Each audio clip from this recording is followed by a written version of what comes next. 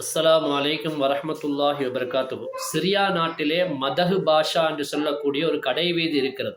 மிகவும் பேரும் புகழும் பெற்ற மக்களுடைய பாராட்டுக்கு புகழ் பெற்ற மக்களுடைய பாராட்டை பெற்ற ஒரு பெரிய கடை வீதி அது. ஏன் அந்த அளவுக்கு அது புகழ் பெற்ற காரணம்னு கேட்டால், ஹஜ்ஜுக்கு செல்லக்கூடிய மக்கள் தன்னுடைய பொருட்களை அமானிதமாக அந்த கடை வீதியிலே உள்ள கடைகளிலே கொடுத்து விட்டு சென்று விடுவார்கள். ஹஜ்ஜி விட்டு திரும்பி வருகின்ற பொழுது அந்த பொருட்களை அவர்கள் திரும்பி கேட்கும் பொழுது அந்த மக்கள் எவ்வாறு அந்த பொருட்களை அந்த கடை வீதியில் உள்ள கடைகளுக்கு கொடுத்தார்களோ அதிலிருந்து ஒரு துளி அளவும் எடுக்காமல் அது அப்படியே திருப்பி கொடுத்து விடார்கள். நம்பிக்கையாக இருந்தார்கள். அந்த அளவுக்கு அமானிதத்தை பாதுகாத்தார்கள். அதனால் அந்த மதகு பாஷா அந்த கடை வீதிக்கு மிகச்சிறந்த புகழ் பேர் எல்லாம் கிடைத்தது. இப்படி இருக்கக்கூடிய அந்த கடை வீதிக்கு ஒரு மனிதர் வருகிறார். ஹஜ்ஜுடைய காலத்திலே ஒரு மனிதர் வருகிறார். வந்து அந்த கடை வீதியை பற்றி கேள்விப்பட்டவர் ஒரு கடையிலே கொண்டு போய் ஒரு சிவப்பு பையிலே 3000 திர்ஹங்களை கொடுத்து அந்த கடை வீதியில் ஒரு கடைக்கு கொடுத்து விடுகிறார். இதை நீங்கள் வைத்துக் கொள்ளுங்கள், நான் ஹஜ்ஜுக்கு செல்கிறேன், ஹஜ்ஜு முடிந்து வந்து வாங்கிக் கொள்கிறேன் என்று சொல்லி அதை கொடுத்து விட்டு செல்கிறார். ஹஜ்ஜுடைய காலம் முடிந்து அவர் திரும்பி வருகிறார். அப்படி திரும்பி வருகின்ற பொழுது அவர் எந்த கடையிலே கொண்டு போய் அந்த சிவப்பு பையை கொடுத்தாரோ அந்த கடையிலே போய் கேட்காமல் வேறொரு கடையிலே போய் கேட்கிறார்.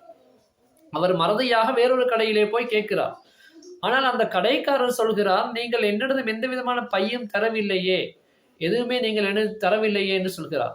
ஆனால் அந்த கடைக்காரரை பார்த்து அந்த மனிதர் உறுதியாகவே சொல்கிறார், இல்லை நான் உங்ககிட்ட தான் கொடுத்தேன், உங்களிடம்தான் நான் கொடுத்தேன், சிவப்பு நிற பை 3000 திர்ஹங்கள் அதிலே இருந்தது என்று சொல்கிறார். உறுதியாகவே சொல்கிறார். அவர் மிக மிக உறுதியாகவே சொல்வது, அவர் தவறுதலாக சொன்னாலும் கூட அவர் நம்முடைய கடைவீரனுடைய பேரும் புகழும் கெட்டுவிடக்கூடாது. அவர் நம்பிக்கையோடு சொல்கிறார், என்னிடத்தில் தந்ததாக சொல்கிறார், ஆனால் அவர் என்னிடத்தில் தரவில்லை. எனவே எங்களுடைய கடைவீரனுடைய பேர் கெட்டு போய்விடக்கூடாது என்பதற்காக அவர் என்ன செய்கிறார், அந்த மனிதரை தன்னுடைய கடையிலே உட்கார வைக்கிறார். கொஞ்ச நேரம் இங்கே உட்கார்ந்து விடுங்கள், நான் உங்களுடைய பையை கொண்டு வருகிறேன் என்று சொல்லி அவருக்கு சாப்பிடுவதற்கு சிறிதளவு உணவும் கொடுத்து விட்டு அந்த மனிதர் சென்று விடுகிறார். கடைக்காரர் சென்று சிறிது நேரத்தில் கழித்து மீண்டும் வந்து சொல்கிறார், இதோ உங்களுடைய சிவப்பு பை என்று சொல்லி அவரிடத்திலே கொடுக்கிறார். அவரும் அதை பிரித்து பார்த்தால் அதிலே 3000 திர்ஹங்கள் இருக்கிறது. அதை எடுத்துக்கொண்டு அவர் செல்கிறார்.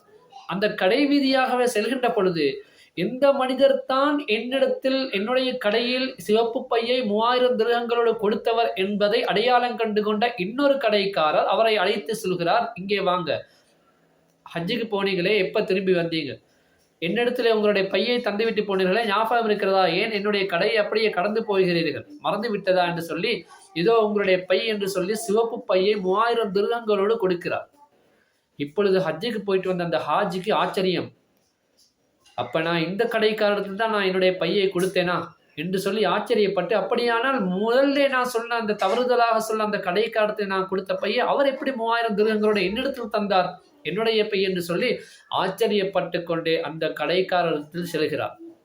சென்று அந்த கடைக்காரத்தில் விவரம் கேட்கிறார். நான் தான் தவறுதலாக சொல்லிவிட்டேன், நான் உறுதியோடு சொல்வதை பார்த்த நீங்கள் எப்படி என்னிடத்தில் 3000 திர்ஹங்கள் தந்தீர்கள் என்று முதல் கடைக்காரரை பார்த்து கேட்ட பொழுது அந்த கடைக்காரர் சொல்கிறார், எங்களுடைய கடை வீதிக்கென்று நல்ல மக்களுடைய வரவேற்பும் பாராட்டும் இருக்கிறது. நாங்கள் அமானிதத்தை பாதுகாக்கக்கூடியவர்கள். அதே போன்று எங்களை நம்பியவர்களை நாங்கள் ஏமாற்ற மாட்டோம், துரோகம் செய்ய மாட்டோம்.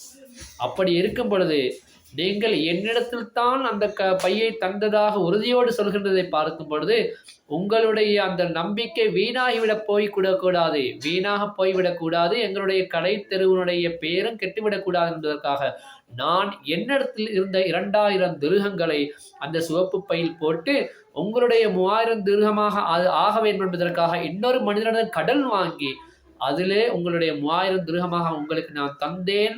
உங்களுடைய நம்பிக்கை வீணாகி போய்விடக்கூடாது என்பதற்காகவும் எங்களுடைய கடை வீதியினுடைய பெயர் கெட்டு போய்விடக்கூடாது என்பதற்காக நான் அவ்வாறு செய்தேன் என்று அந்த மனிதர் சொன்னார்.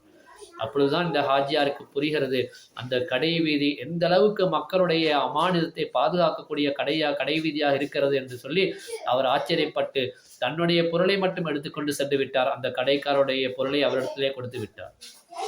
இந்த அளவுக்கு இப்படித்தான் இருக்கும். ஒரு மனிதனுடைய பொருள் மட்டுமல்ல, ஒரு மனிதனுடைய பணம் மட்டுமல்ல, ஒரு மனிதனுடைய மானமும் அமானிதம்தான்.